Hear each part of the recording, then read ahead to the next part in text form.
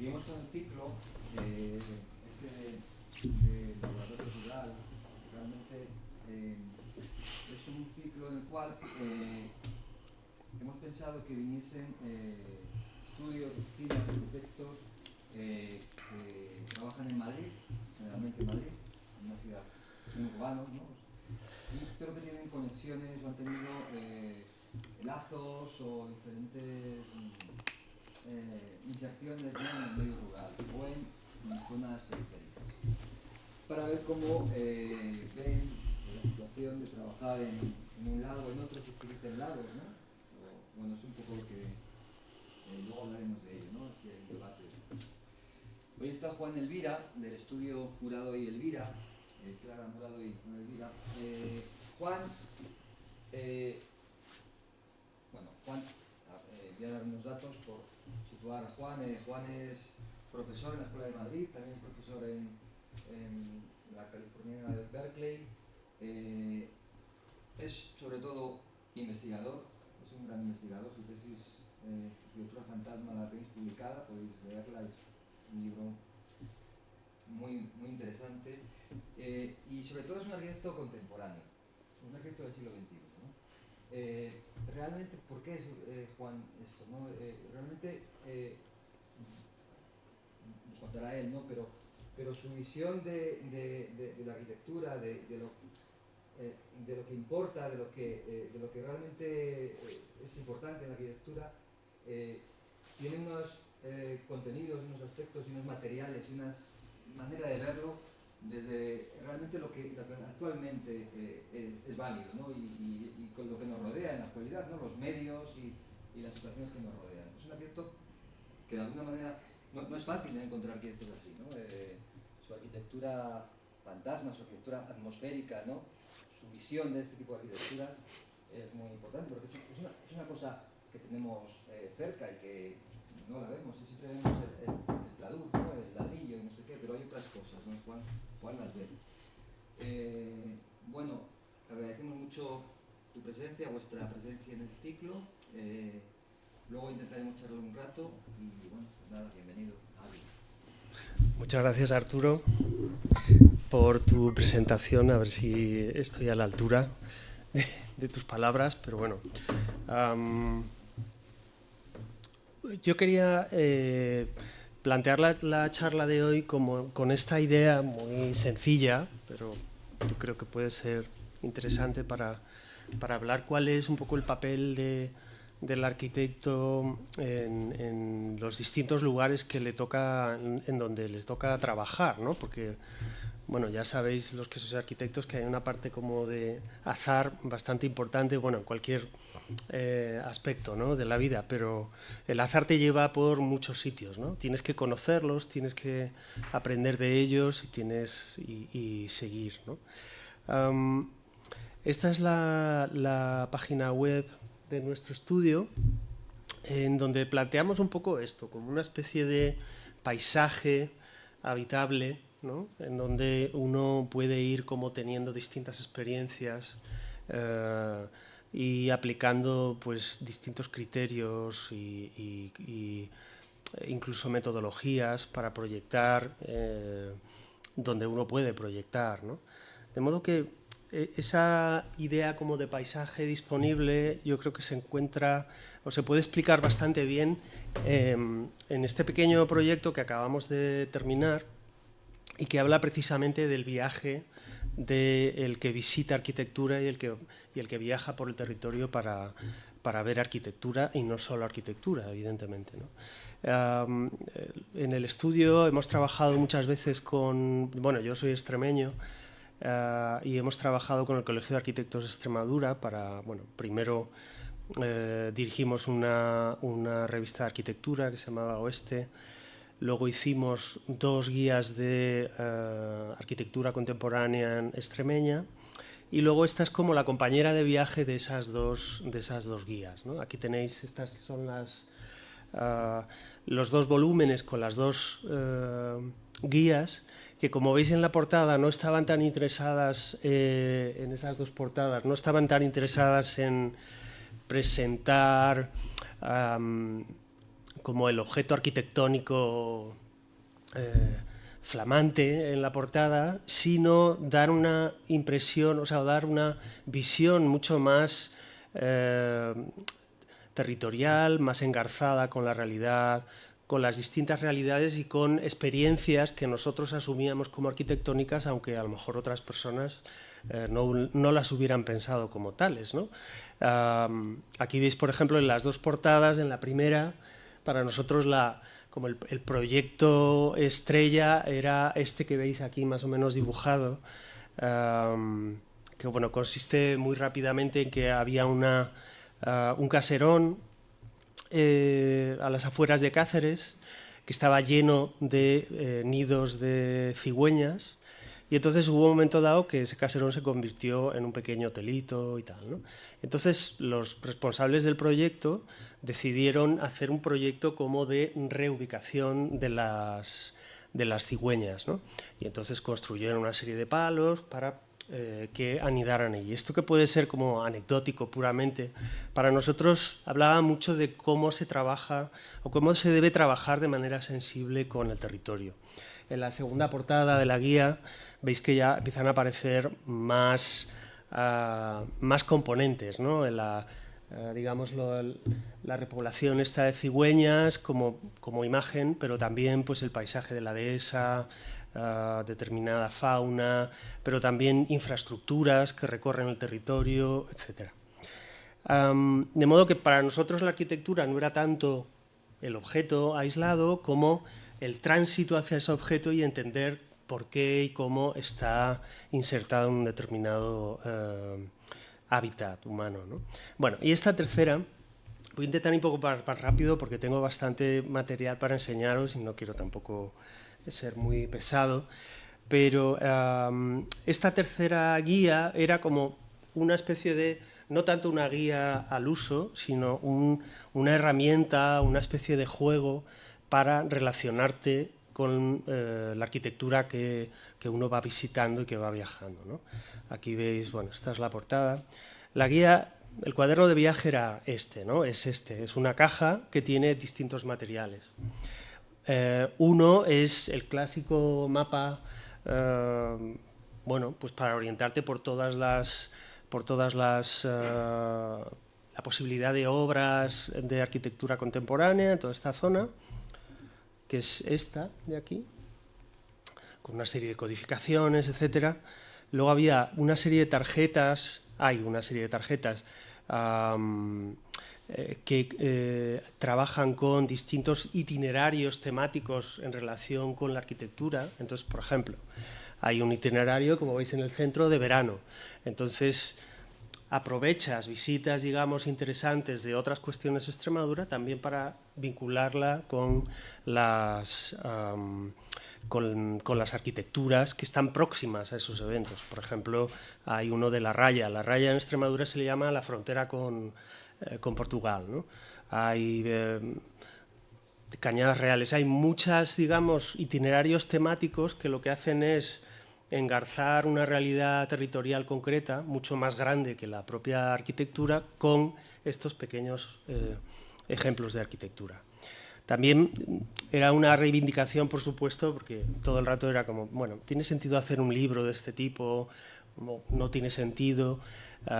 Y bueno, pues junto con el colegio decidimos que sí había que reivindicar el objeto, ¿no? El objeto libro. Y entonces también con eso pues había una reivindicación, por ejemplo, de toda la cuestión del arte postal y de la actividad postal, ¿no? Entonces, dentro de la caja pues también hay una serie de postales para hacer como tu diagnóstico, tu opinión en relación con cualquier tipo de obra que puedas ver o de situación que puedas encontrar. Y finalmente había un juego de transparencias con distintos elementos, pues desde paisajes, ejemplos de arquitectura, infraestructuras, muchas cosas, ¿no? No solamente arquitectura, en donde la idea era que tú puedes llevar contigo o trasladar, digamos, la experiencia de la arquitectura a tu ámbito más o menos cercano, ¿no? Entonces podías componer muchos paisajes de la arquitectura extremeña de la manera que tú quisieras, ¿no? Combinando estas transparencias. Entonces, pues podías hacer distintas combinaciones, ¿no? O incluso también lo que puedes... podrías como superponer esas transparencias al paisaje y crear como tu propia experiencia en relación con con esta arquitectura y este territorio extremeño, que ya, digamos, lo sacas fuera de su contexto y lo puedes tú meter donde quieras, ¿no? Es como una especie de viaje casi interior o de desplazamiento de tu experiencia en el territorio extremeño hacia otros lugares, ¿no? Bueno, aquí había algunos ejemplos, ¿no? De esta especie como de ocupación como fuera de lugar casi de otro tipo de paisajes. En este caso pues habréis reconocido que es la Villa Saboya del Corbu, con algunos elementos propios del paisaje extremeño, ¿no? De modo que también pues había esta posibilidad casi de convertirlo como en una especie de filtro físico de Instagram, ¿no? Para hacer fotos con ese filtro atravesado, ¿no? Así que para nosotros yo creo que esa visión como de la arquitectura que tiene implícita ese pequeño experimento gráfico me parece que puede hacer que se entiendan algunas otras cosas de nuestra obra. Bueno, esto es una casita en Extremadura, en Badajoz, que está pues en mitad de una dehesa, ¿no? Esta era bueno, como pasa a muchos arquitectos, pues que tus padres te encargan una casita, ¿no? Lo que era bastante interesante de esta casa es que había que construirla en un lugar con muchas memorias ya previas, ¿no?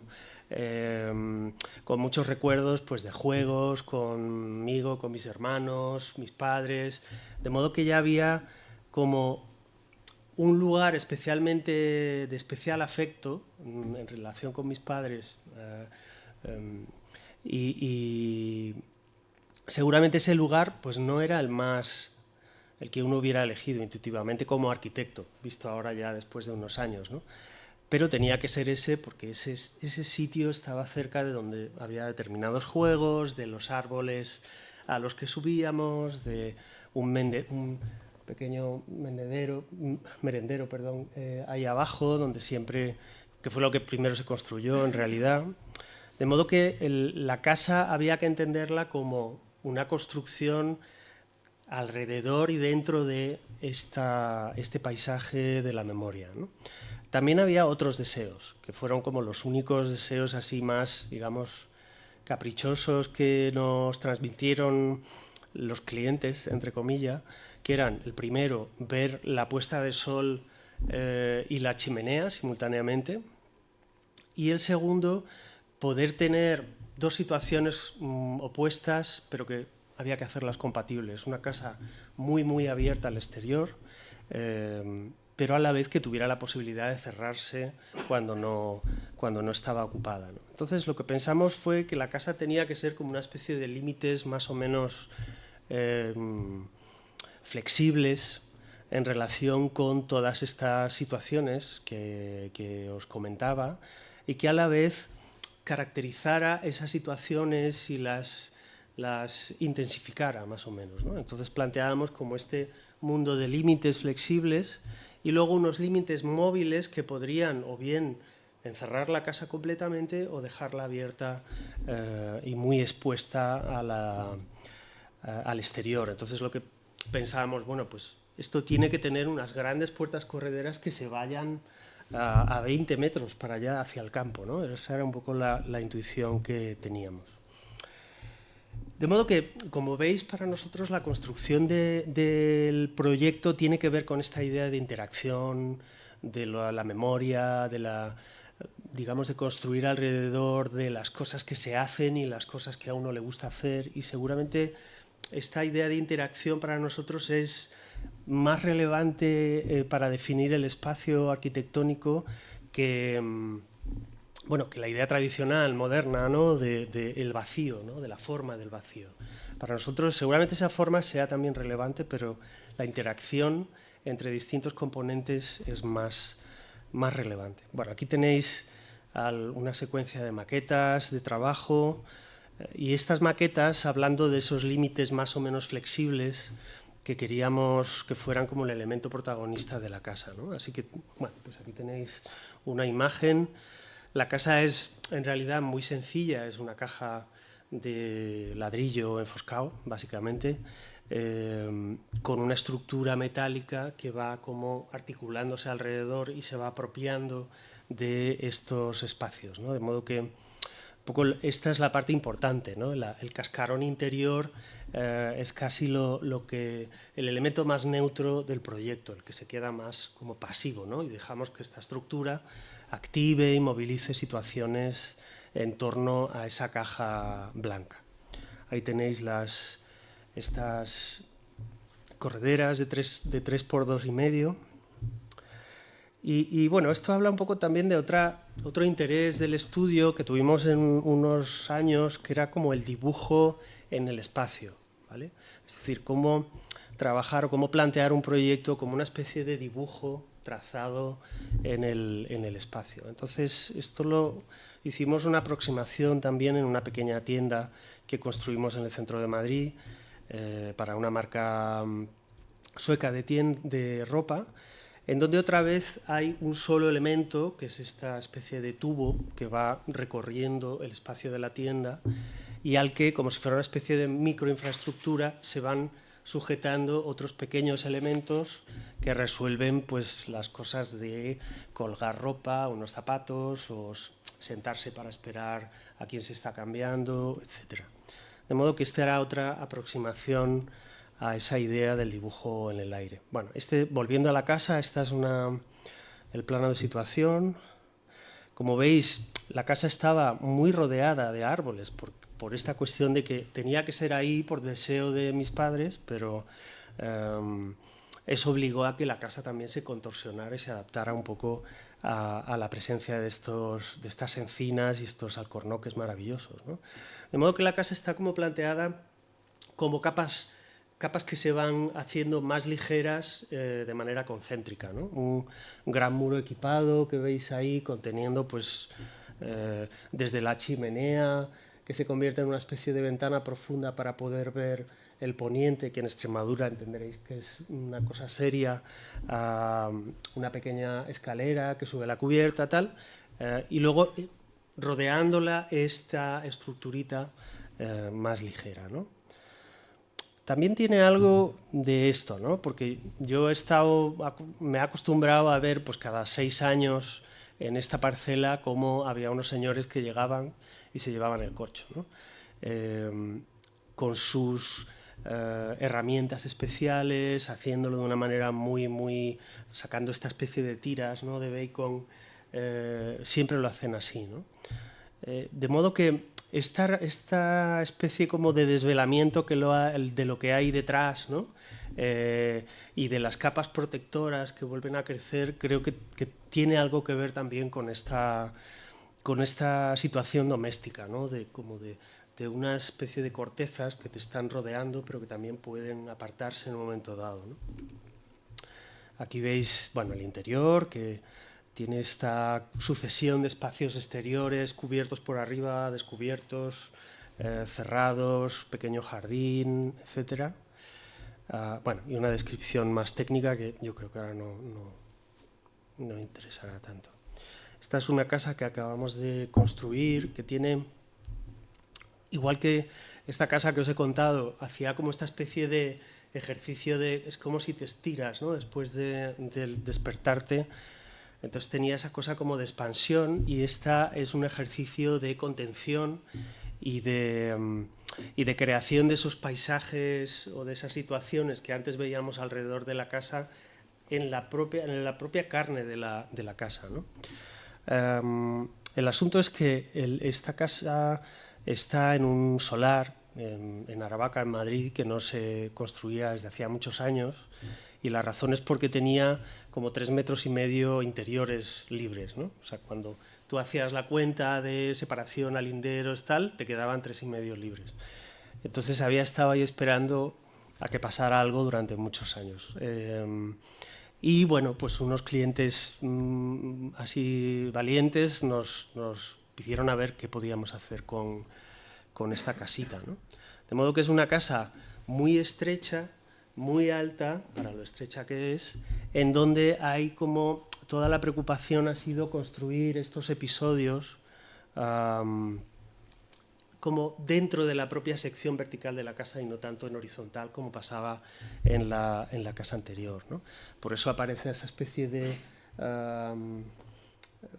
como de patio inglés con un puentecito que es por donde cruzas para entrar a la propia casa, o esa terraza vertical al que dan todos los dormitorios, que está como protegiendo también la casa de las vistas muy directas de los vecinos, y digamos distintos como escalonamientos que le dan un poco de... introducen distintas situaciones a la sección en vertical, ¿no? Aquí tenéis la casa, bueno, la casa le llamamos Casa Galgo por este galgo que vino a hacerla cuando hicimos las fotos, pero también por esta cuestión como de la, no sé, de una casa como muy... El gesto nos parecía un poco perruno, ¿no? Como de muy esbelta, con un contorno muy preciso, etcétera, ¿no? Aquí veis, bueno, el alzado a la izquierda y una sección hecha por ese espacio vertical. Esto es una foto desde el patio inglés hacia arriba. Y bueno, la casa es realmente muy sencilla, otra vez, digamos, desde el punto de vista técnico, es muy básica, y hay un poco más de cuidado y de como un momento más delicado en el diseño de la escalera. Y otra vez aparecen, en este caso por fuera, estas correderas que están como abriendo, cerrando toda la planta baja de la vivienda. Entonces, bueno, estas son un poco las situaciones que uno encuentra, o las sorpresas que uno encuentra dentro, ¿no? Como este dormitorio que da a un vacío que tiene esa escalera que te permite subir a la cubierta, o esta escalera vista desde, digamos, el suelo de esa propia escalera, ¿no? Y aquí tenéis como pues un poco esa imagen de compresión de todos los acontecimientos espaciales, por llamarlos de alguna manera, dentro de esa caja tan estrecha. Bueno, hablando, digamos, de salir fuera y de ocupar nuevos territorios, pues esto fue seguramente el caso más extremo al que hemos llegado y que llegaremos en el estudio, que es... éramos más jóvenes, teníamos menos de 40 años y hay, seguramente sepáis que hay un concurso de arquitectura europea que se llama Europan para arquitectos menores de 40 años. Llegó el momento y decidimos, bueno, vamos a presentarnos en el lugar más lejano a donde vivimos, y era el norte de Noruega. Y bueno, pues dio la casualidad que ganamos el concurso y todavía más suerte que pudimos construirlo. Aquí tenéis una imagen de Trondheim, es una ciudad de estudiantes, una especie de Santiago de Compostela noruego, porque también tiene su peregrinación para ver a San Olaf en la catedral. Este es el Nidelva, que es el río que lo atraviesa, y más allá están los fiordos. Entonces, aquí está el nuevo campus, y la idea era que ese nuevo campus tenía como que bajar hacia el río. De modo que donde teníamos que trabajar era, aquí no se ve muy bien, pero era como un solar por aquí, que sería como una estación intermedia para ir desde aquí arriba hasta el propio río, como una especie de heraldo que empezaría a llevar la actividad universitaria a otro lado nuevo, ¿no? De modo que el concurso consistía en hacer una plaza, unos espacios públicos que cruzaran esta calle, ¿no? Que es una calle, no sé muy bien. De modo que no solamente el edificio del que veis ahí la huella, sino esos espacios públicos sirvieran de charnela para ir desde esos edificios universitarios mucho más altos hasta el nivel del río. Bueno, esta es la la maqueta de concurso, y la verdad es que, aunque luego cambió mucho, pero se conservaron muchas de las condiciones que a nosotros nos interesaban, también pensando en la vida universitaria. La primera era ser un organismo como una especie de atractor de gente, ¿no? Y por eso se levantaba un poco, dejaba estos vacíos en la planta baja para que fuera muy fácil el entrar, ¿no? Y luego, bueno, pues tenía otra serie como de pequeños accidentes que te permitían disfrutar de esa situación, ¿no? En una cuarta planta, si salías en una cuarta planta, potencialmente verías los fiordos, por ejemplo. Entonces, bueno, por eso aparece esa pequeña terraza. Otra cosa que se ve aquí, que es como otra idea fundamental del proyecto, es ese vacío que veis ahí, que tiene como la boca amarilla, ¿no? Y que está dibujado dentro, que es un espacio común para todos los estudiantes. Fue curioso porque nosotros lo que hicimos fue contradecir un poco la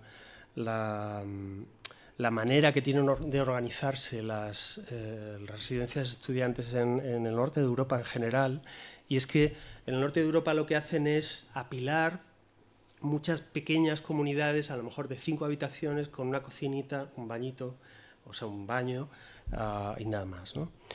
Y nosotros proponíamos invertir esa situación y era más como esta situación, un gran espacio común con una cocina, con, en fin, un lugar muy grande o que intentaría ser máximo dimensionalmente para compartir, disminuyendo un poco, o sea, repercutiendo un poco en el tamaño de las habitaciones. Bueno, y así fue. Entonces, el edificio también, la verdad es que sufrió bastantes cambios, transformaciones. No es que lo sufriera, sino que tuvo que asimilar el que era necesario adaptarse, pues, por ejemplo, a condiciones de normativa que nosotros no teníamos presentes, ¿no? Ni estaban en las bases del concurso, ¿no? Este es el estado final, pero... Y veis un poco cómo esta es la sección tipo y donde un poco está todo el proyecto. Ese espacio común grande que tiene 2 ojos, uno a cada lado, y que está iluminado por, hacia el sur por ese espacio entre los 2 vecinos, ¿no? Lo demás es como una especie de secuencia más o menos accidentada desde la sección, desde, digamos, un testero hasta el otro testero. Otra cuestión, por ejemplo, que hubo que adaptar fue la normativa de incendios, que tampoco voy a entrar mucho, pero obligó a hacer esa especie de retranqueo que luego se convirtió un poco en una de los... formalmente en una cuestión muy distintiva. Luego también había otras cuestiones interesantes, ¿no? Como que para nosotros fueron sorprendentes. Este es en la fachada del vecino y la fachada de ese edificio de los años 20 del siglo pasado daba a la calle, ¿no? Para nosotros se invirtió esa situación porque con la normativa, digamos, de protección ambiental local, esa calle tenía demasiado tráfico como para abrir ventanas a ella, ¿no? No era demasiado tráfico, os lo puedo asegurar, pero bueno. Y entonces lo que hicimos fue, o sea, fue necesario invertir esa situación de tener, digamos, el antiguo edificio, ese muro ciego que hace contacto con el nuestro, a tener la fachada abierta hacia la calle. En nuestro caso era, se invertía, ¿no? La medianera se convierte como en la fachada que da a la calle, mientras que el muro perpendicular es el que puede perforarse y contener todas las habitaciones de los estudiantes. Bueno, esto es... Y bueno, pues de alguna manera, a partir de este criterio muy sencillo, ¿no? De tener un gran vacío rodeado de habitaciones más compactas, pues el proyecto fue capaz como de incorporar con una cierta naturalidad todos estos nuevos condicionantes, ¿no? Aquí tenéis desde esa calle del Elgeseterkate, que era esta calle que se supone que tiene mucho tráfico, Ahí veis el otro vecino detrás, ¿no? Y entonces el edificio hace como una conexión entre los dos vecinos. Aquí están, también podéis ver en planta baja como esa especie de perforaciones, de pequeñas grutas que dan acceso a locales que se pueden alquilar o bien a la entrada del propio edificio. Bueno, algún dibujo. Y para nosotros fue sorprendente una cosa, y es que aunque, digamos, el edificio tiene es un tanto violento, me parece a mí, en relación con la preexistencia. O sea, hay un cambio de lenguaje brutal. Pues esto se asumió sin ningún problema por parte de los clientes, y lo que fue más difícil fue por donde empecé a contar este proyecto, que era plantear un espacio común y sobre todo una cocina para 105 estudiantes. De modo que yo aprendí ahí al menos que muchas veces lo que a uno le parece que va a ser más sencillo en el proceso de construcción de una obra arquitectónica es lo más complicado, y al revés. Y lo que parecía que, bueno, es que este lenguaje aquí, a ver qué nos dicen tal, no solo no hubo ningún problema, sino que se favoreció y se exigió casi por parte del ayuntamiento conservar ese lenguaje, ¿no? Bueno, alguna sección más. También tenía alguna cuestión, algún gesto más contextual, ¿no? Como por ejemplo ese chaflán que veis en la esquina, que replicaba un poco a estos chaflanes de estos edificios de los años 20. Bueno, por lo menos había un pequeño diálogo, ¿no?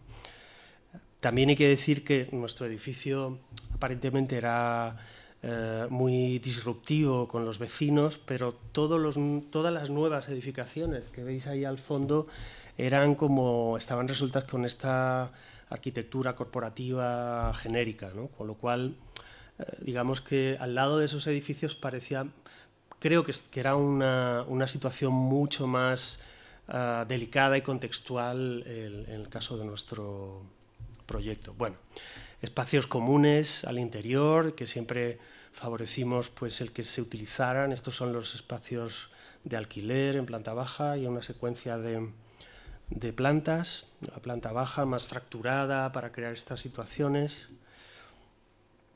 Ese gran cuarto de estar para toda esta gente, y la cocina que veis ahí a la izquierda, perdón. Y bueno, pues esta secuencia de habitaciones, ¿no? Que nos permitía también con esta planta que el corredor central no fuera exactamente un corredor, sino que fuera un espacio con un poco más de potencial. Y en la última planta estaban las habitaciones adaptadas, ¿no?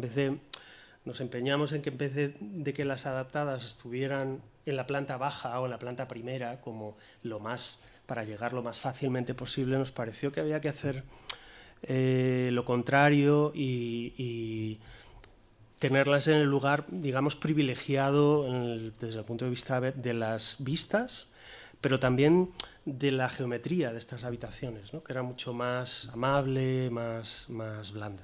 Es este frente que veis aquí delante. Bueno, este es la fachada que da a sur, que veis que es completamente distinta de la fachada norte. Es bastante singular, ¿no? Lo que pasa con la luz en estas ciudades. Aquí están los dos edificios con la residencia y ese cuerpo común que hay abajo, ¿no? Aquí tenéis esta especie de terraza, solarium y este espacio colectivo.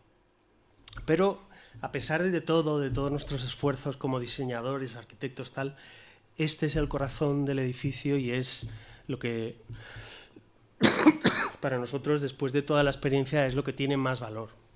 Esta cocina que hizo de alguna manera reformular un principio programático muy obvio en el entorno del norte de Europa, pero que supuso como una pequeña disrupción, aunque fuera pequeña, para nosotros ya fue suficiente. Entonces, un espacio muy interesante, porque tiene toda esta repetición de neveras, de aparatos, de millones de cajoncitos, que nos parecía muy interesante.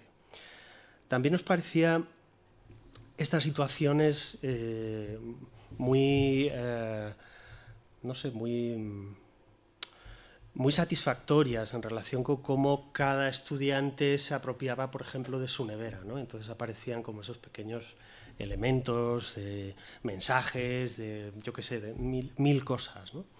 De modo que para nosotros también esta situación de empatía, de cómo apropiarse de lo nuevo, ¿no? O de lo que te es dado en un momento dado, pues también es algo que es fundamental en la arquitectura. La arquitectura es una cuestión de empatía, tiene esta capacidad de desplegar relaciones con el usuario y desde luego está incompleta sin el usuario.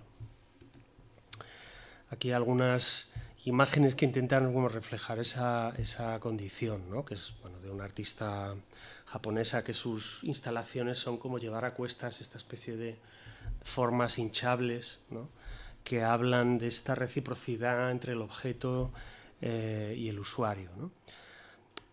También nos satisfizo ver estas neveras llenas de cosas porque teníamos planes mucho más ambiciosos en relación con la capacidad de cómo se podía apropiar la gente de estos espacios, ¿no? Esto casi estuvo a punto de ser aprobado, pero no fue posible.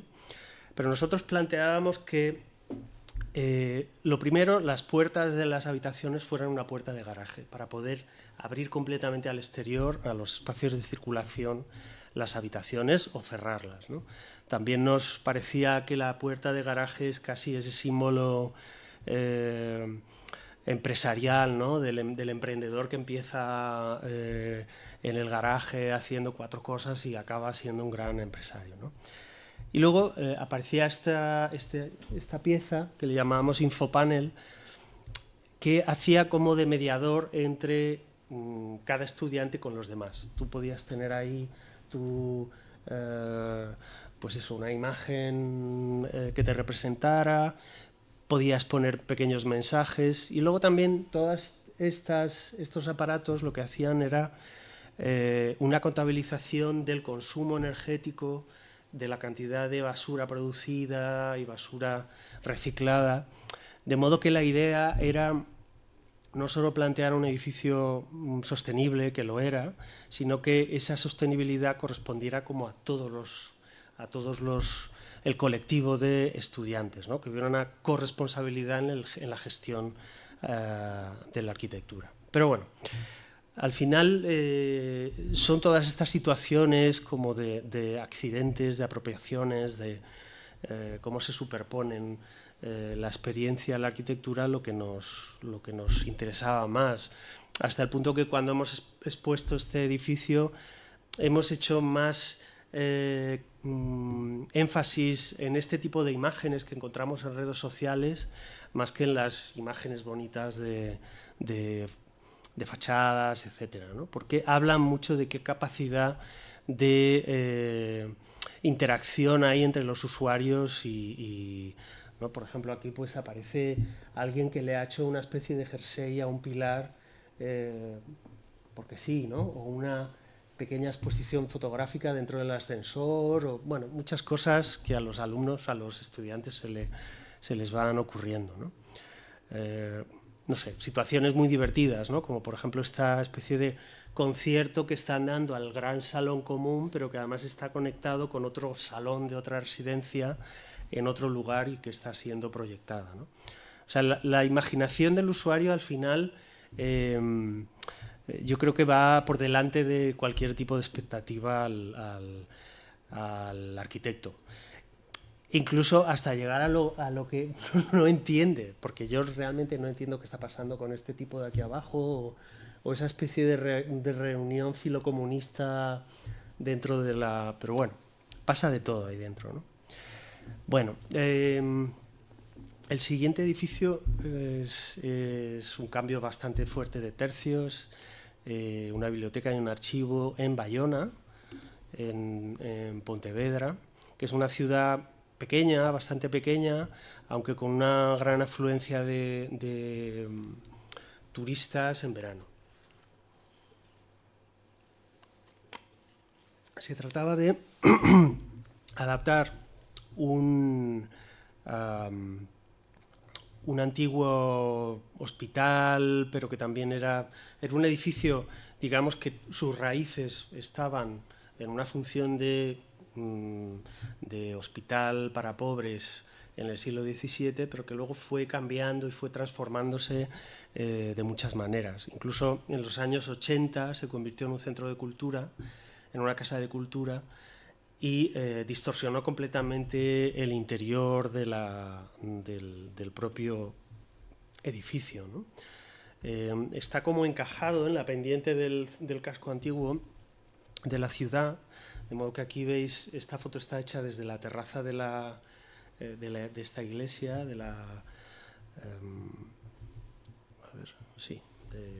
esta iglesia que hay arriba del todo, de la Colegiata, de modo que también esta cubierta pues tiene bastante presencia. Realmente aquí lo único que se puede adivinar de lo que está pasando dentro del edificio es que se ven esa especie de perforaciones que son, bueno, hay varias de estas para meter luz en algunas salas de lectura, ¿no? También lo que encontramos cuando digamos, por fin fuimos a tomar medidas y a ver cómo estaba aquello, era un patio muy interesante, una arquitectura muy interesante, con una figura de Santiago dentro, pero que estaba totalmente en desuso, ¿no? Solamente servía pues, para almacenar pupitres viejos y poco más. De modo que lo que a nosotros nos pareció más relevante era poner en valor ese patio que os he enseñado y un jardín que estaba cerrado, pero rodeando, detrás de esta tapia, rodeando el propio caserón. Hay dos ideas muy básicas que digamos que construyen todo el proyecto. La primera es, en planta baja, aquí abajo, hacer esa especie de calle, de nueva calle que une el acceso con la huerta existente, y en la planta de arriba una especie de muro equipado que pudiera liberar un solo espacio alrededor de ese patio que os enseñaba antes, que fuera la gran sala de lectura. De modo que podríamos como combinar dos tipos de espacio, el más, digamos, íntimo, comprimido, individual, con un espacio colectivo de lectura. Y esta es un poco la situación, ¿no? Esa calle que cruza desde la entrada que está aquí abajo hasta el jardín, con una caja de madera que concentra todo el archivo municipal, y luego nuevos espacios alrededor de ese patio que se recuperaron a base de bajar el suelo, cosa que fue pues bastante controvertida con Patrimonio, pero al final creo que tuvo un cierto éxito. Y esta es la planta de arriba, en donde hay este gran espacio con una sucesión de lugares de lectura colectivas, ¿no?, que rodea el patio, y luego este muro equipado un poco por la nomenclatura esta del Le Corbusier, ¿no?, con estos espacios más comprimidos, más de tipo individual. Aquí veis, bueno, un poco la situación en axonometría, y esta situación casi como de un enorme mueble interior que construye la sala de lectura de la planta de arriba, ¿no? De modo que es casi como una especie de homotecia de piel interior que reformula los espacios y y crea como una especie de reglas nuevas de juego. Esta es la planta baja, con a la derecha el archivo municipal, y a la izquierda un nuevo muro de hormigón, de granito, que tuvimos que construir regularizando todos los accidentes que había alrededor del patio, y aprovechamos además esta nueva fachada para meter todos los hallazgos, pues todos los restos, las piezas arqueológicas que se encontraron, pues se pusieron allí, ¿no?, una especie de muro arqueológico a la italiana, ¿no? Aquí veis el cruce de la calle, ¿no? Esa calle con el muro arqueológico que digo hasta el jardín y arriba el gran arcón de madera de la sala de lectura. Bueno, la escalera, tal, todo. En realidad todo está solucionado con piedra y madera, de manera muy, digamos, obsesiva casi, ¿no? Aquí veis como hacia el otro lado. Estos son detalles de ese muro arqueológico, decía, en donde pues también aprovechando, digamos, todos esos accidentes, pues pudimos excavar algún nicho para sentarse. Esta imagen del centro es el paso a la biblioteca infantil y esta es la fachada del archivo. De modo que, bueno, yo creo que está... Y este es, bueno, el resultado final del interior del patio, ¿no? Que, bueno, se convierte otra vez o vuelve a ser como el epicentro, el corazón de la actividad de la biblioteca. Todos los espacios están conectados con él. Este es un detalle de la biblioteca infantil.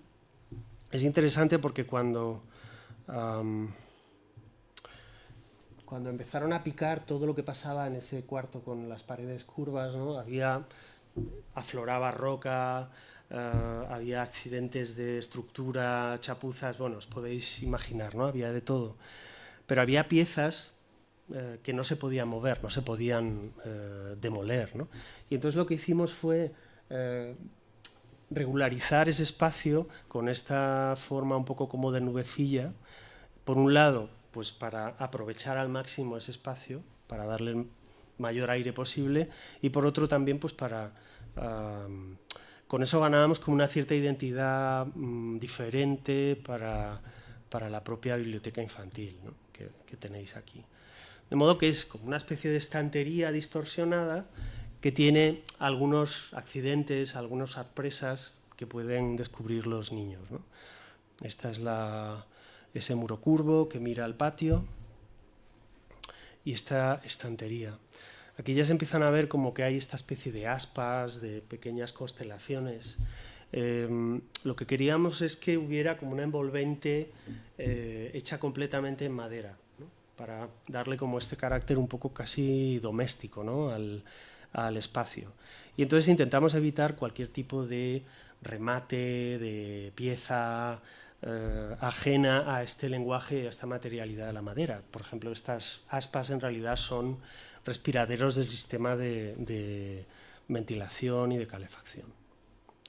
Y alguna de estas sorpresas que os decía, por ejemplo, la entrada a la sala infantil, pues es esta estantería que es en realidad la puerta, ¿no? Y que tiene que ver un poco como con estas situaciones que a mí de pequeño me hacían mucha gracia, como esto que veis aquí del jovencito Frankenstein, ¿no? Como de repente quitas una vela de un sitio y lo que parecía una chimenea pues, y una estantería se convierte en un paso secreto, ¿no? De modo que otra de las ideas que os quería proponer era esta idea de que la arquitectura produce efectos, en el sentido que hay la capacidad de la arquitectura de hacer cosas y de que los demás, de que los usuarios hagan cosas en relación con ella, es un potencial permanente con el que también se puede trabajar, ¿no? En ese sentido, bueno, pues el libro del que hablaba Arturo al principio en la presentación, pues realmente es un intento de desarrollar esta idea de cómo puede haber una arquitectura que no parte de los objetos, sino de los efectos primero, y luego ver cómo los objetos pueden ser capaces de producir esos efectos, ¿no? Y cómo hay pues determinadas disciplinas, como por ejemplo la magia, la música visual, hay algún tipo de instalación también artística que trabajan exactamente en estos términos, incluso la literatura, ¿no? Bueno, es una exploración, digamos, de las capacidades de una arquitectura entendida desde ese punto de vista. Hemos intentado aproximarnos o trabajar como con ese tipo de parámetros en algunos proyectos, algunas investigaciones más bien internas del estudio. Este es una exploración o es un ensayo de cómo podría ser un espacio doméstico construido solamente a partir de aquellos elementos que producen un acondicionamiento suficiente del espacio. De modo que evidentemente hay camas, porque necesitas un espacio, una superficie blanda para echarte, pero pues si quieres música, lo único que hay son los dos pequeños emisores de música. Si necesitas calor, lo único que tienes son los emisores de calor, etc. Entonces, lo que hicimos fue un proceso como de identificar cuáles son las máquinas o los dispositivos, los sensores capaces de proveer este tipo de acondicionamiento del espacio doméstico, y luego identificar cada estancia con esta especie de fórmula o de elemento químico tal, ¿no? Para definir cada una de las estancias. De modo que las estancias son combinaciones de estas capacidades performativas, vamos a decir, ¿no? Y entonces esta era un poco la cáscara donde ensayamos esto. Era pues un piso donde íbamos a hacer una reforma, y entonces donde aparecen todas estas piezas, intentando como adelgazar la arquitectura al máximo y dejarla en estos pequeños puntos de emisión de cualidades espaciales para estar caliente, para poder oír música, para poder todas estas cosas, ¿no? Bueno. De modo que, bueno, volviendo a la biblioteca, también tenía para nosotros importancia esta capacidad como de la creación un poco de una atmósfera, pero en este caso a partir del empleo de un material de una manera única, ¿no? Casi obsesiva, en donde solamente en algunos momentos pues los paños originales de granito se podían ver, ¿no? Y luego los techos, que esto también fue un trabajo bastante complicado, tienen todas estas como constelaciones, ¿no? De cosas. Estas cosas son evidentemente puntos de luz, pero también son las rejillas del aire acondicionado, o también son como estos grandes agujeros, son las entradas de luz, los lucernarios que veíamos al principio de presentación de este proyecto, ¿no? Aquí se ve bien cómo hay también una voluntad muy deliberada de expresar como esa especie de grosor del nuevo muro, del nuevo espacio que estábamos proponiendo para este lugar, ¿no? Tanto en la cubierta, por la presencia de estos lucernarios que son muy profundos, como por la presencia de estos espacios, digamos, de un lado y de otro de esa fachada interior, ¿no? Hay algo gráfico, ¿no? en este proyecto que nos interesaba también, ¿no? Como por ejemplo estos huecos están cortados casi como si fuera un papel, ¿no? Evidentemente es madera contralaminada, con corte numérico, recortada, etcétera, pero tenía esa cuestión un poco gráfica o abstracta que encontramos también en algunos otros lugares, ¿no? Por ejemplo, siempre nos gusta contar esta obra hablando de este libro, que no sé si conoceréis, que se llama La casa de las hojas, de un autor americano que se llama Danielewski, que es un libro, es literatura de terror, se puede decir, pero también es una especie de ensayo gráfico, y entonces hay constantes juegos con la tipografía, con estas compresiones, expansiones, para hablar de una casa que se está precisamente expandiendo infinitamente en una especie de horror cósmico cutuloide hacia no se sabe dónde, ¿no? De modo que por un lado, esa capacidad de lo gráfico para complementarse con lo espacial y emplear también esta especie de superficies interiores de los proyectos como superficie de inscripción también, para que aparezcan pequeños signos que haya que ir rastreando, pues también es algo como que compartimos con el trabajo del estudio de diseño gráfico que hacemos de vez en cuando, ¿no? Hacemos, como empecé hoy, pues pequeñas publicaciones de arquitectura con con este carácter un poquito experimental, ¿no?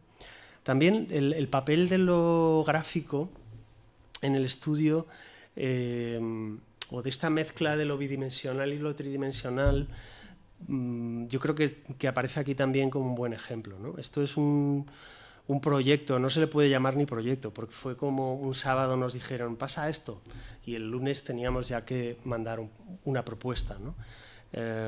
Esta superficie que veis era una pequeña plaza delante de la casa donde vivían Clara, mi socia y mi mujer, y entonces iban a cambiar las baldosas del suelo, iban a hacer un damero de blancos y negros.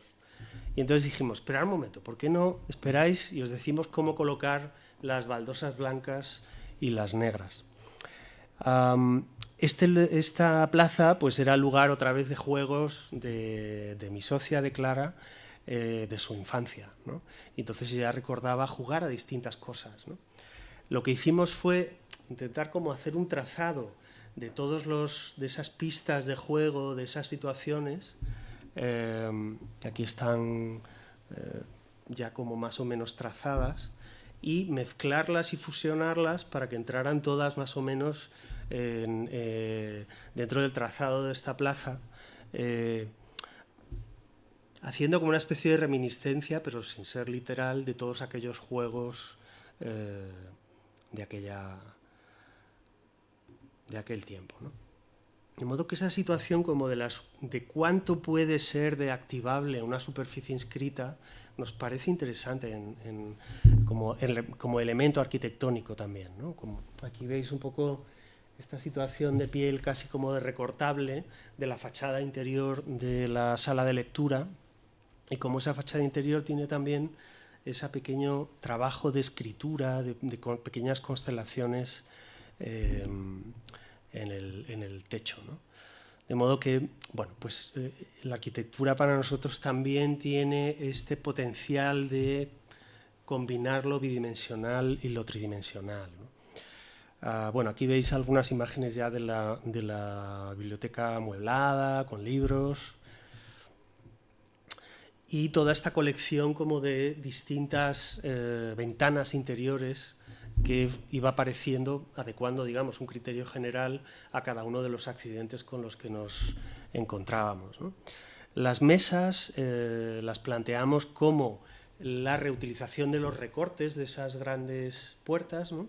De modo que, recombinando los recortes, pues aparecían una serie de modelos de distintos tamaños de mesa, ¿no? Aquí veis la mesa en construcción y el espacio ya en una situación más o menos cotidiana.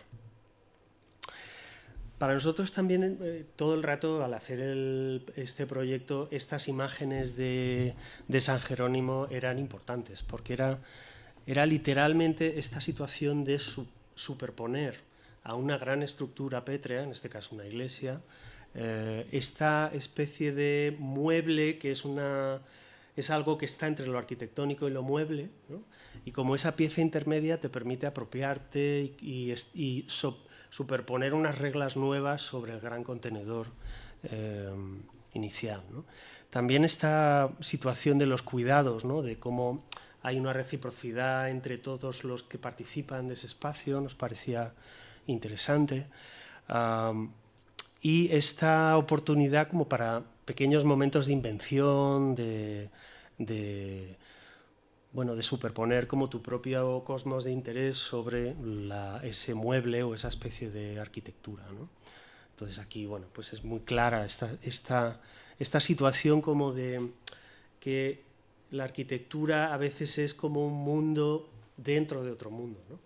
Es la aplicación de unas leyes nuevas dentro de un contenedor que tiene unas leyes muy fuertes propias, ¿no?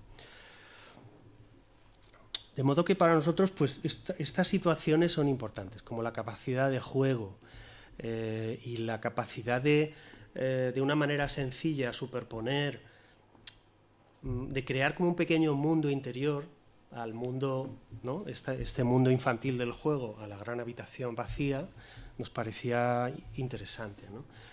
y es esta idea del paracosmos. El paracosmos es un término que apareció en los años 60 en los psicólogos, en la psicología infantil, para referirse al mundo imaginario del niño que se construye a través del juego.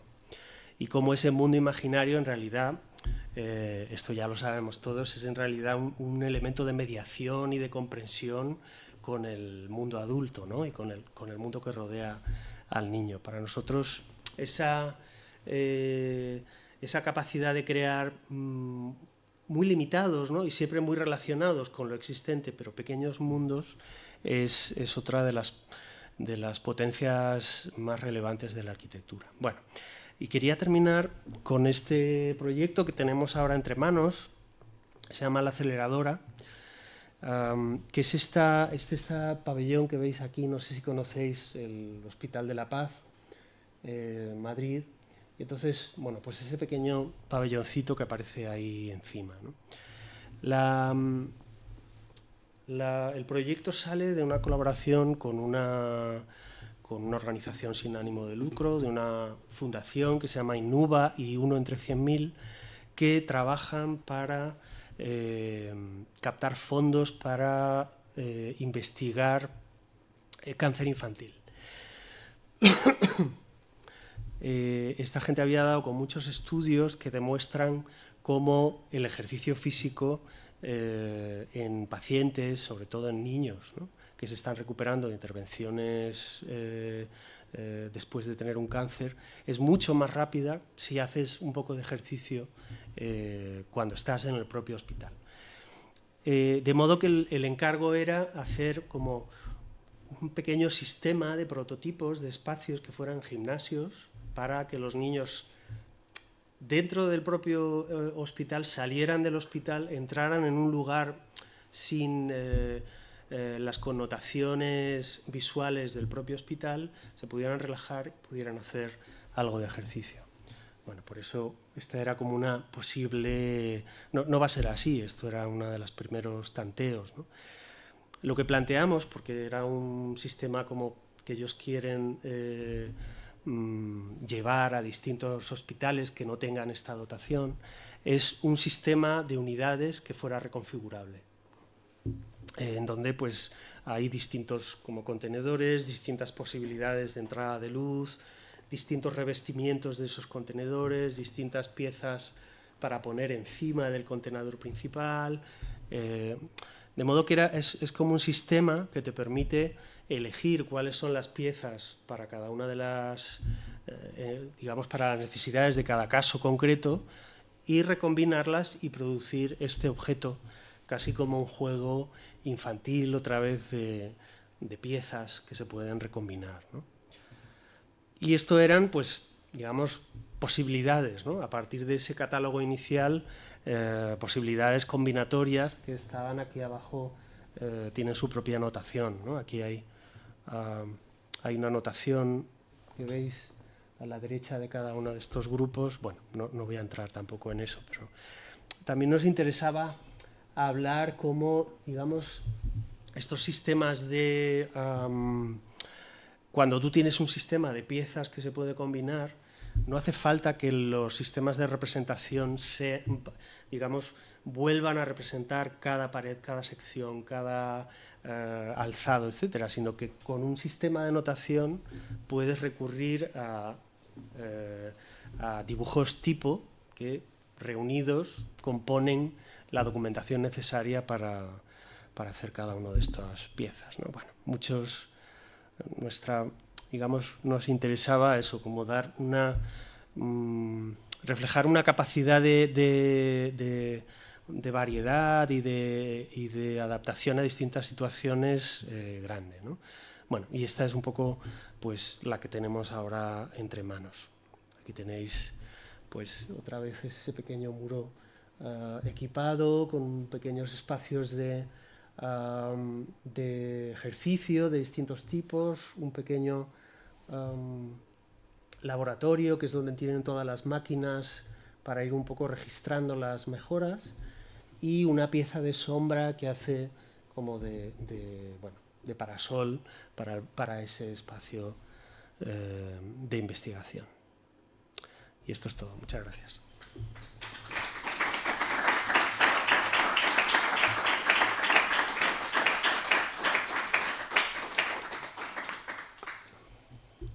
Bueno, gracias, Juan. Yo creo que es el momento de abrir un debate, de abrir un diálogo, ¿no? Preguntas.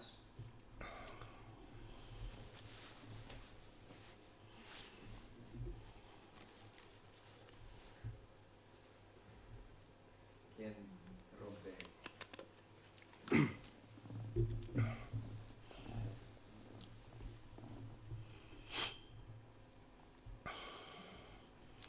A lo mejor está todo clarísimo, no hay que decir nada más, ¿no? Un comentario respecto al primer proyecto que nos ha enseñado. Cuando nos hablabas de esa búsqueda de una transición más suave desde ese edificio hasta el río, aparte del proyecto edificatorio, ¿había algo más que acompañara esa secuencia? Sí, hay una plaza delante, que al final, o sea, creo que lo que mencioné, había como varios espacios públicos que cruzaban la carretera tal y te llevaban un poco hasta el río, pero al final eso se redujo a una plaza delante del edificio. Y bueno, también hubo un trabajo un poco más evidentemente del lado del cliente, de gestión, de cómo plantear sobre todo los espacios de alquiler, ¿no? Ahí hubo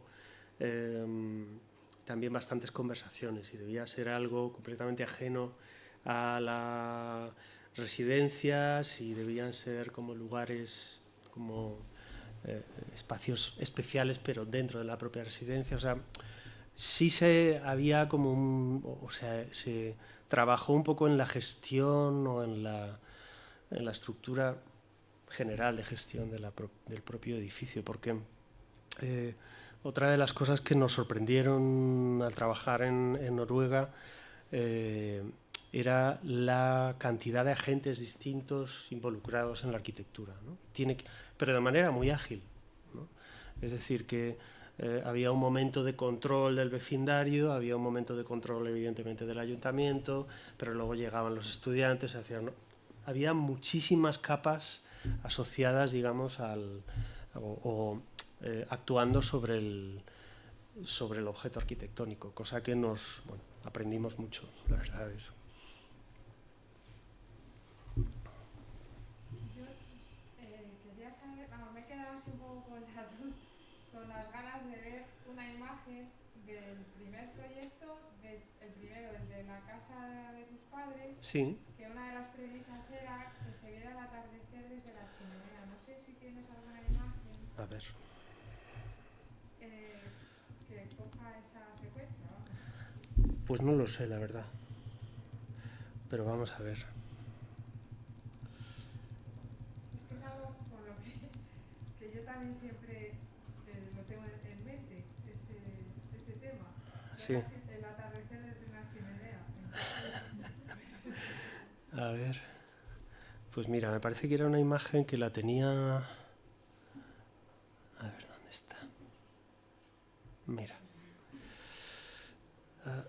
Perdón.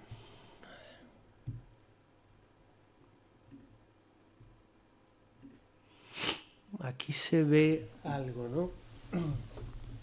La chimenea está de este lado, justo en esta imagen está a este lado, es como una caja de metal, ¿no?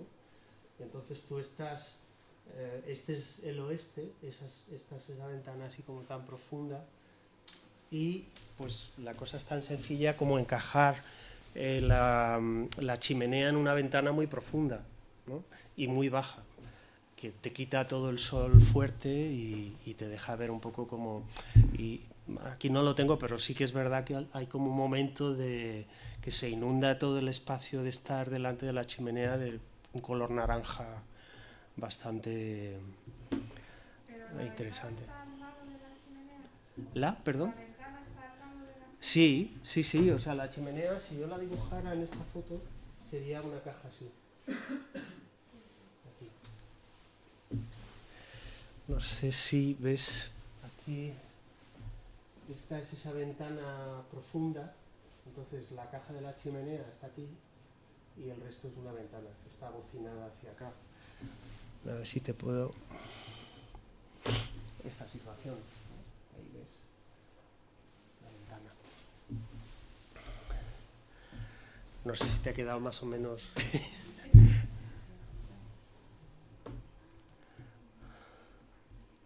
Este viaje a Extremadura, ¿no? Del cuaderno de viajes y tal. Claro, el mundo periférico, rural, una provincia como Ávila, como Alicante, Badajoz, se piensa que es un mundo estático, un mundo bueno, pues, tranquilo, ¿no? Pero me parece muy interesante cuando has contado la última edición de Cuaderno de Viaje, con estas transparencias que van jugando, que puedes jugar con ellas, ¿no? Y puedes generar muchas posiciones, muchas maneras, ¿no? De ver el paisaje cultural de esta zona. Entonces, claro, he pensado, y más con este vídeo, ¿no? que tienes del viaje, ¿no? Del movimiento. Claro, estos paisajes culturales están constantemente en movimiento. Tienen un movimiento que a veces o estás en ellos, o si no desde fuera es muy complicado, ¿no? Apreciarlo, o estudiarlo, o darle importancia. Pero realmente se nutren de pequeños movimientos, a veces mayores, pequeñas relaciones, a veces mayores, ¿no? Relaciones entre municipios, entre valles, relaciones muy intensas, ¿no?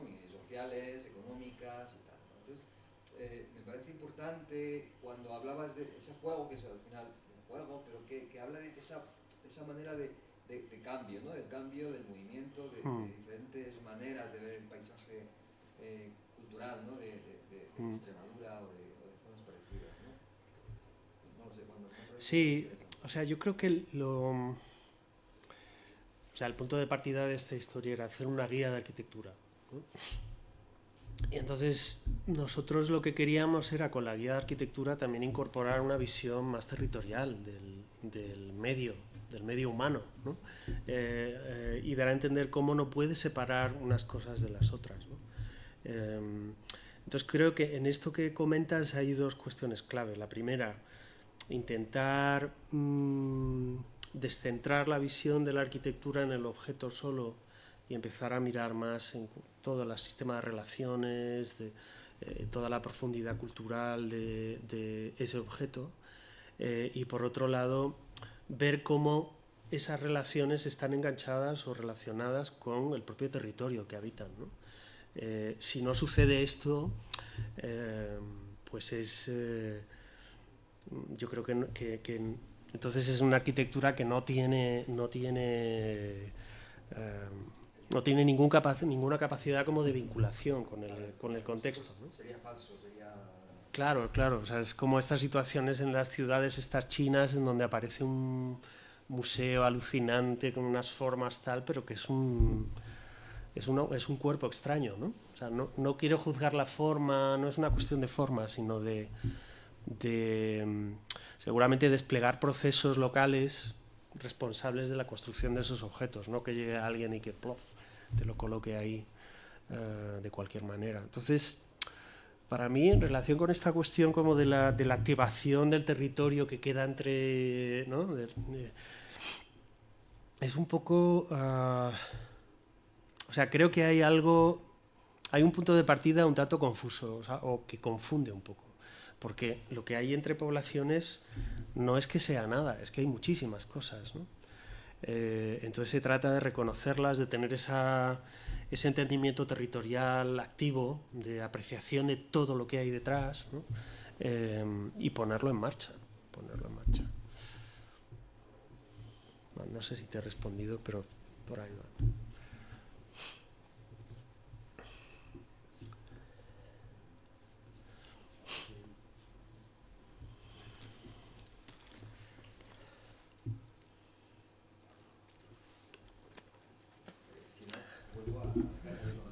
Venga. Pero me gustaría que diese participación. Por ejemplo, el tema de la vivienda sin prejuicios, ¿no? Esta vivienda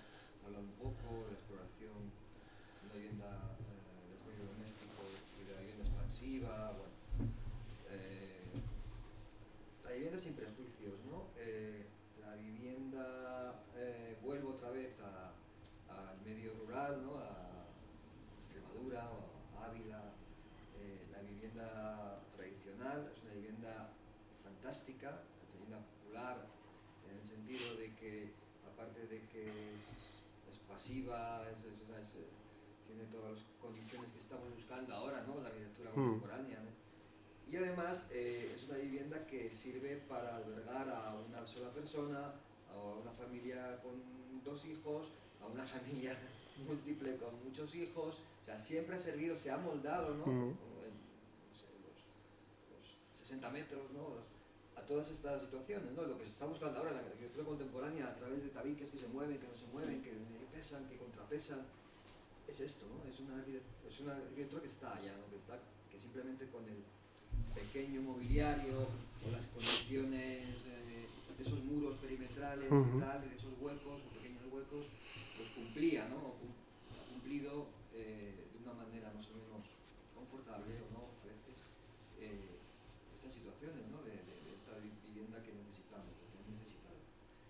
Entonces, bueno, no lo sé, por hablar de la vivienda, ¿no? Una vivienda sin prejuicios, algunas exploraciones que habéis hecho en el campo de la vivienda, esta vivienda estrecha de Aravaca, por ejemplo, que es una vivienda, claro, urbana, no sé qué, pero que tiene muchas condiciones en ese sentido, de cómo en 3,5 metros podemos generar la vida, ¿no?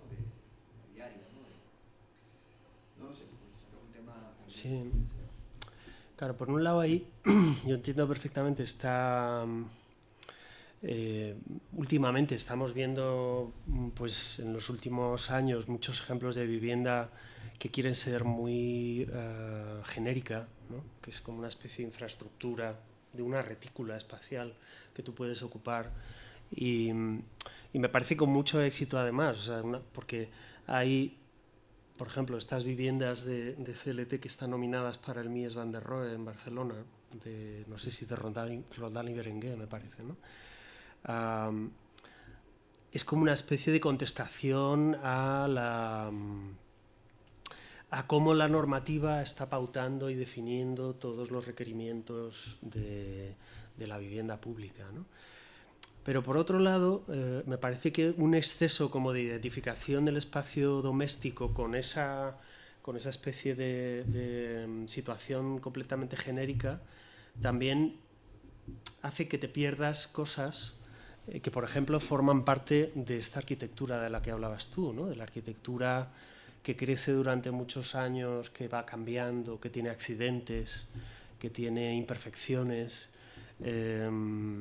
y que no se da en estas visiones como tan genéricas, ¿no? No sé si me estoy explicando.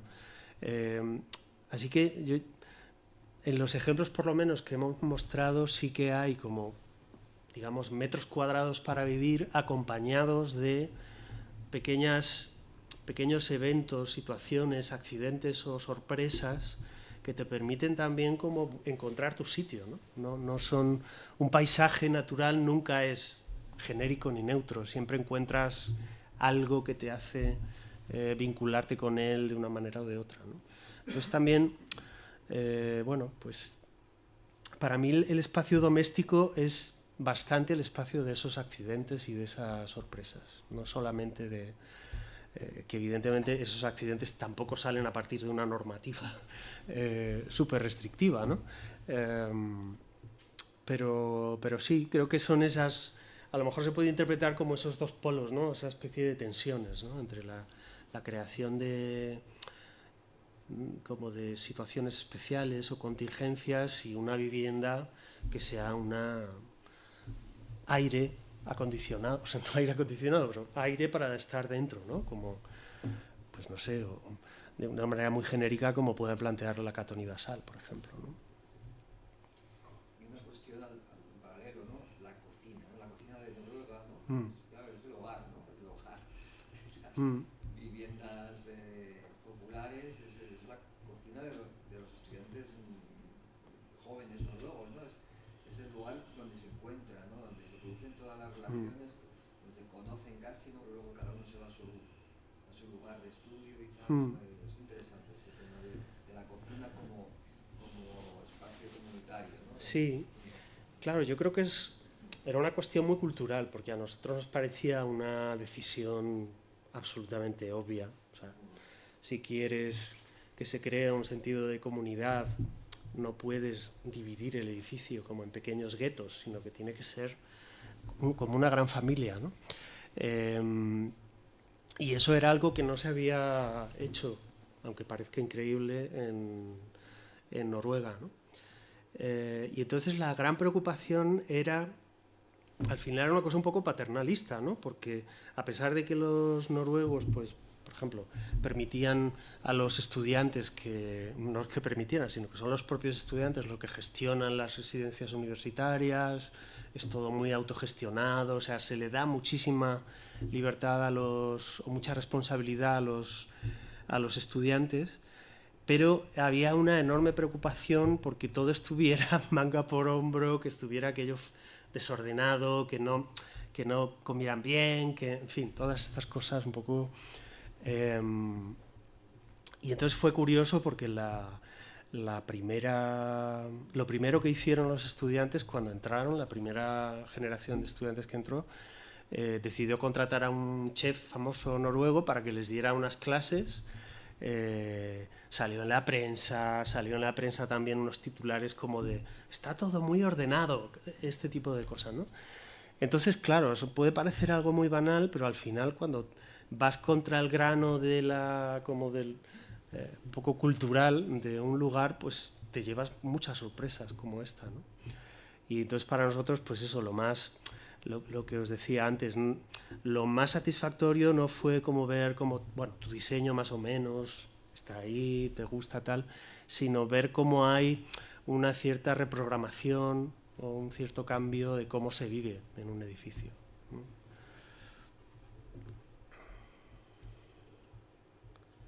tengo una curiosidad. En la vivienda familiar que nos has explicado, Sí. muy atractiva, sobre todo esa flexibilidad de los espacios, las generaciones mayores en tu familia, ¿qué tal encajan ahí? O sea, la sorpresa me imagino que sería muy sugerente, ¿no? Y sobre todo las reacciones de tus padres o tus tíos. Sí. ¿Cómo se desenvolvían esos espacios? ¿Los entendieron enseguida? Sí, yo creo que se entendieron enseguida, pero claro, a lo mejor nadie me quiso dar ningún disgusto. Sí. Había mucha preocupación con las correderas, ¿no? Con que no hubiera que hacer mucha fuerza y tal. Y bueno, pues se solucionó y al final, pues sí, han pasado muchas cosas en esa casa y muchas celebraciones. Y tú también has dicho en esa casa que no hubieras elegido ese sitio de ubicarla. No, porque había mucho riesgo de matar a alguna encina, por ejemplo, ¿no? Entonces, bueno, pues hubo que tener mucho cuidado de dejar distancias de respeto a los árboles y que no. Entonces, claro, pues a lo mejor mi decisión hubiera sido no, digamos, ocupar completamente ese espacio sagrado, por entendernos, sino ponerse a un lado, ¿no? Pero tenía que ser así y al final, bueno, pues yo creo que ese requerimiento al final pues le dio a la casa un poco su propia razón de ser. Quería comentar un poco contigo el tema que nos has comentado de Noruega, de la administración, ¿no? O sea, de la intervención que tiene la administración en el proceso de desarrollo de un proyecto concreto, que es muy diferente de lo que ocurre aquí, ¿no? Entonces, era que nos comentaras un poco cómo ves tú, si ves posibilidades, o sea, si ese modelo es un modelo, creo que es más avanzado que nuestro, ¿no? Que hay aquí de ayuntamientos, o sea, el control que tienen determinados ayuntamientos aquí es sobre los proyectos y sobre el desarrollo urbano, y si ves que ese es un modelo que se pudiera importar aquí, y por qué no, si ves posibilidades de que alguna vez nosotros lleguemos a acercarnos ahí, o es un tema que tenemos que tener nosotros nuestro propio camino diferente.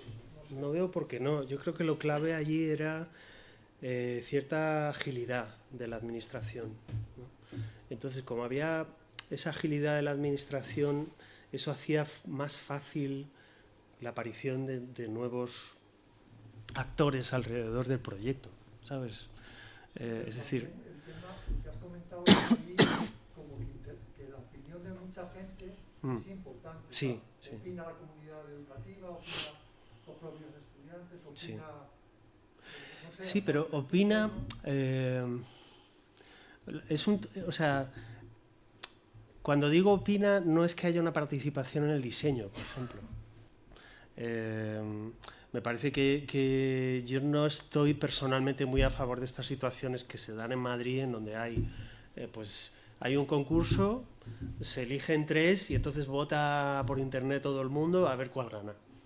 No es esa la situación. La idea de participación es más, o sea, implica más un entendimiento de cuál es el papel de cada uno de los que está trabajando en el proyecto, ¿no? Para mí eso sí que fue, por eso había un enorme respeto por cuestiones de diseño, y en cambio, pues por otras cuestiones técnicas, organizativas, tal, todo el mundo tenía una opinión igual de importante que cualquier otro, ¿no? Pero siempre como con esa especie de respeto bastante admirable por el papel de cada uno en la construcción del proyecto. Entonces yo creo que no sé si me meto aquí en un jardín un poco, pero me parece que no se ha conseguido como sistemas participativos entre la administración y los ciudadanos todavía demasiado efectivos. En Madrid me refiero, ¿sabes? Porque siempre es como una especie de premio simbólico, ¿no? Te dejo que elijas entre estas 3. No sé si eso es una participación eficaz.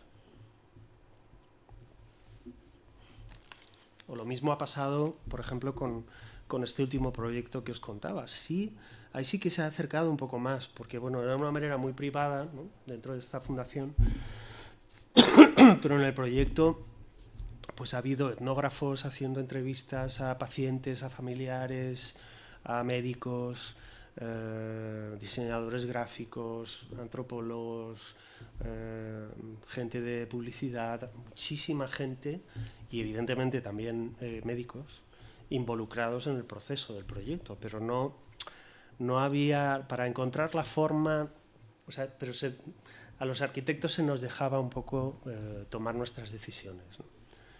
Pero la cantidad de gente que había involucrada, por ejemplo, para encontrar cuál es el tránsito del paciente de la habitación hasta el edificio, con todas las cuestiones administrativas, técnicas y también de experiencia del propio viaje del niño de un lado a otro, pues está construido por un grupo de personas.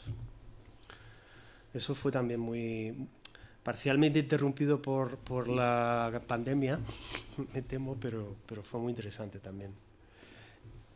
En un entorno más cerrado, ¿no?, como de un proyecto privado, con unas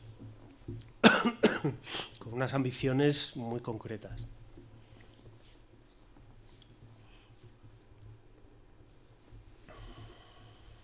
En ese caso, ¿en qué proceso está, en qué momento del proceso está ahora? ¿Se ha desarrollado algún caso?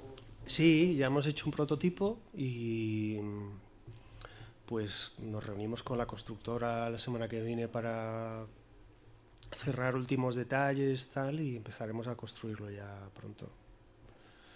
Claro, también otra cosa complicada era La Paz, que es como una especie de ciudad en sí misma.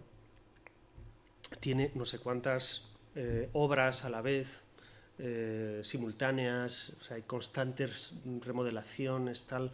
Pues trabajar con ese ecosistema tan... con esa especie de hormiguero superactivo ha sido complicado también, pero otra de las, digamos, de los actores en el tablero de juego, ¿no?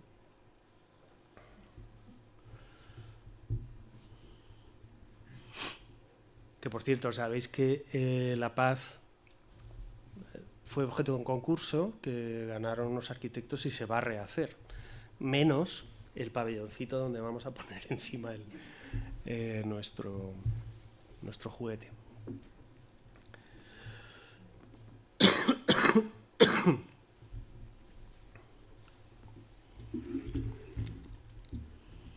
Otro tema que a mí personalmente me ha interesado mucho es el de la activación de superficies escritas, ¿no? En relación con la activación de la memoria, ¿no? De la memoria, en el caso que has contado, la memoria de la infancia, ¿no? De esa placita.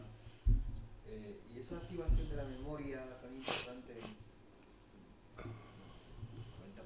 de los proyectos quizás que se deben de hacer, lo relaciono con la arquitectura que produce efectos, ¿no? Los efectos que, o sea, esa plaza, esa pequeña plaza, ese pequeño lugar de juego de hace 40 años que ahora se reactiva de otra manera buscando una serie de relaciones, ¿no? En la superficie. Bueno, esos efectos al final no son efectos de la arquitectura, son efectos que promueven una situación de ensanchar la memoria, ¿no? De ensanchar una serie de relaciones también, que me ha parecido muy interesante, ¿no? Incluso trabando una relación entre la arquitectura de los efectos que hablabas, ¿no? Y la activación de esa memoria, ¿no? Claro. Sí, esta cuestión de los efectos, claro, puede llevarse como a un extremo, que es un poco lo que intento explorar en el libro, ¿no? Ver cómo hay algunos casos, algunas experiencias en donde esos efectos y la estructura de donde proceden casi convergen en una especie de atmósfera, ¿no? Pero en realidad siempre, en cualquier arquitectura, hay una tensión entre esos dos, entre la estructura y todo lo que uno puede percibir a partir de esa estructura, ¿no? O sea que la arquitectura siempre produce una atmósfera, ¿no? Aunque no lo hayas pretendido, pero siempre produce una impresión, ¿no? Entonces puedes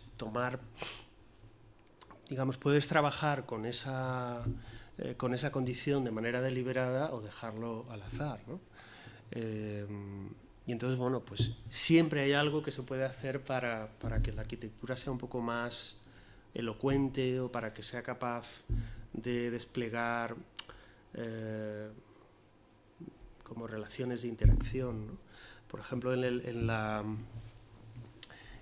una cosa que no he contado es en la biblioteca infantil hay como una especie de madrigueras donde los niños se pueden meter por ahí dentro, ¿no? Y también hay una madriguera que es en realidad una ventana para hacer guiñoles, ¿no? Entonces, el hecho de que esté ahí no quiere decir que tenga que estar todo el rato haciendo eso, ¿no? Pero es como una especie de potencia de la arquitectura que te está dando la mano para que tú puedas hacer cosas con ella, ¿no? Y entonces eso, pues, es mi opinión, ¿no? Y es una manera de ver las cosas, ¿no? Pero sí que ese tipo de detalles producen estas vinculaciones, ¿no? entre la arquitectura y los individuos, ¿no? Esto también es algo propio, quiero decir, pues que un sistema de oscurecimiento sea manual o sea tal, pues estamos hablando de lo mismo, ¿no? O sea que yo creo que tiene que ver con eso, interpretar la arquitectura como un objeto completamente neutro que da un paso atrás y que deja que la realidad haga lo que tal, ¿no? Que es también una manera de entenderlo, o una arquitectura que en mayor o menor medida también incorpora esa especie de guiños con el usuario. Sí, sin ser un poco así como sin creer que el pasado, sin decir que el pasado sea mejor ni mucho menos, pero sí que es cierto que la arquitectura expansiva, por ejemplo, que había en un pueblo antes, hace 40 años, en la cual el niño vivía en su casa, pero vivía más en la calle, en el río, al lado de la encina, y donde esas situaciones, ¿no? De juegos múltiples se podían producir porque había artefactos materiales o naturales para hacerlos. Sí que es cierto que los niños hoy en casa tienen como menos posibilidades, en casa o en una biblioteca estándar, ¿no? Tienen menos posibilidades de que se produzcan esas situaciones de interacción, ¿no? Porque la arquitectura se ha convertido en algunos momentos en una especie de barrera protectora de muchas situaciones, ¿no? Sí. ¿Está bien esta situación Sí, por eso cada vez uno ve más cómo la arquitectura quiere meter esas situaciones en su interior, ¿no? Que antes se encontraban más, de manera menos reglada, ¿no? Sí, está bien visto, es como intentar que la arquitectura también acoja esos momentos.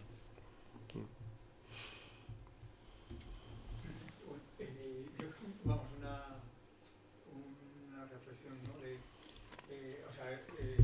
Estamos aquí también un poco pendientes, ¿no? De como la respuesta a la arquitectura en un territorio no tan urbano, no tan poblado, no tan acondicionado por, es decir, estamos con unos lenguajes de arquitectura muy pensados desde lo más evolucionado de lo urbano, ¿no? Y de alguna forma en el territorio esas arquitecturas, la propia catalogación de la arquitectura contemporánea, ¿no? Que viene muy desde lo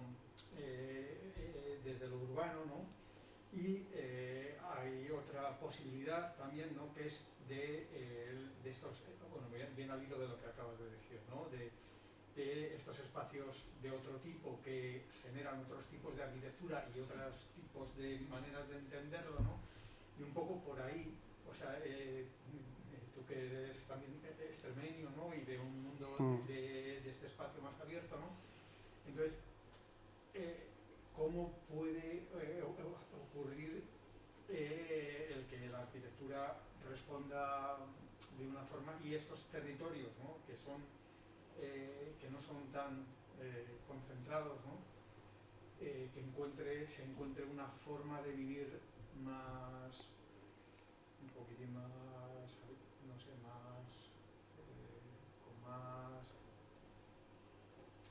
con más contacto con el territorio y también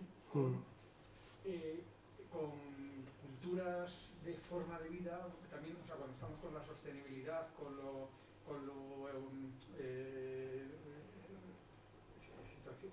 economías más restringidas, ¿no? Y resolución de cosas, no sé, bueno, que ese es un tema que aquí nos preocupaba un poco. Sí. ¿Qué posibilidades hay o cómo lo ves? Sí, a ver, bueno, yo creo que, o sea, lo primero, la arquitectura me parece que no es un problema de lenguaje. O sea, quiero decir, por ejemplo, esta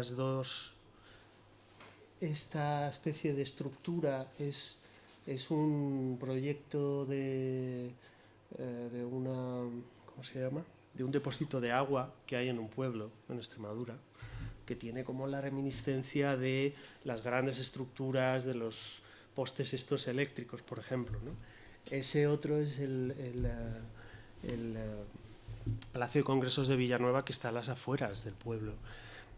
Yo creo que no son objetos como que aparezcan por una presión. O sea, este objeto ha aparecido ahí por sus propias leyes, hay unas como leyes de integración con el lugar concretas, pero no es que estés exportando un lenguaje propio de lo metropolitano. No sé si me explico, ¿no? De modo que me parece que la respuesta tiene que ser siempre la misma, y esto quiere decir que sea siempre diferente, es decir, que a distintas situaciones, distintas respuestas, ¿no? No es una cuestión de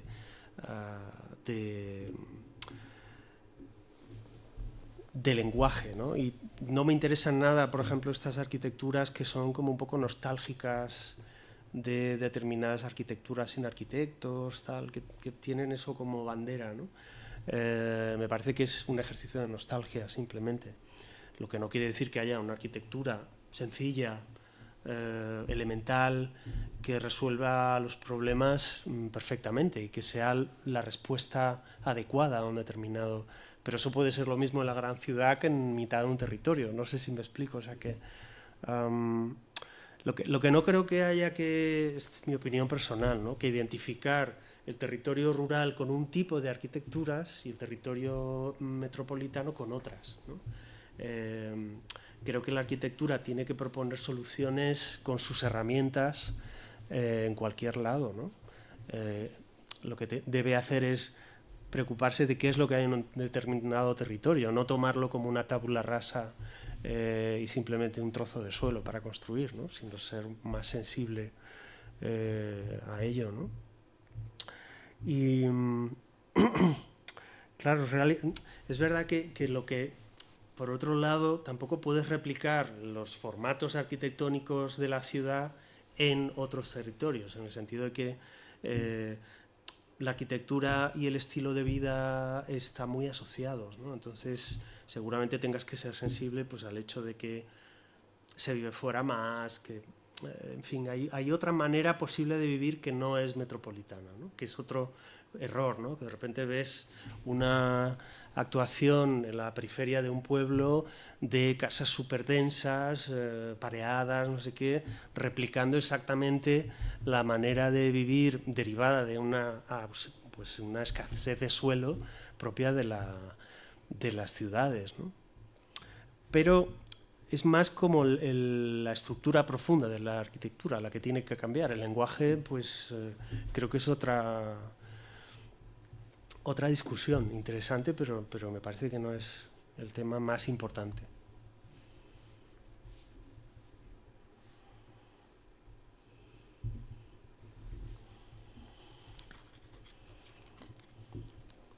Pues, si queréis, si hay alguna cuestión más, alguna pregunta. Juan, pues muchas gracias por... A vosotros, muchas gracias.